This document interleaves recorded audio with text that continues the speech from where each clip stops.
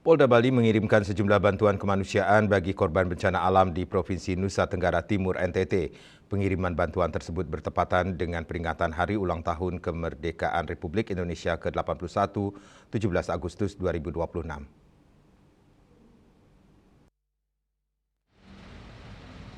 Kapolda Bali Irjen Pol Daniel Aditya Jaya menyampaikan bahwa bantuan tersebut merupakan bentuk kepedulian dan solidaritas terhadap masyarakat NTT yang tengah menghadapi musibah bencana alam. Bantuan yang dikirim Polda Bali antara lain berupa kebutuhan pokok dan makanan siap saji untuk orang dewasa maupun anak-anak. Selain itu, bantuan juga mencakup air mineral, susu, serta biskuit kemasan.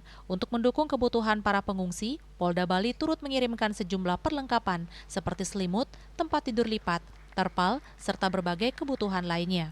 Bantuan tersebut dikirim menggunakan pesawat Hercules milik TNI Angkatan Udara. Kapolda berharap bantuan dapat segera tiba di NTT sehingga bisa langsung didistribusikan kepada masyarakat di sejumlah titik pengungsian. Diharapkan ini bisa segera sampai di Nusa Tenggara Timur dan meringankan beban saudara-saudara kita yang terkena dampak bencana alam gempa bumi yang berpotensi tsunami.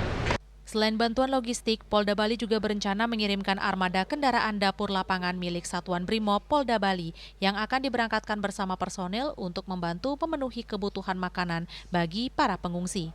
Polda Bali juga menyiapkan personel psikologi untuk memberikan dukungan kepada warga terdampak bencana, khususnya mereka yang berada di lokasi pengungsian.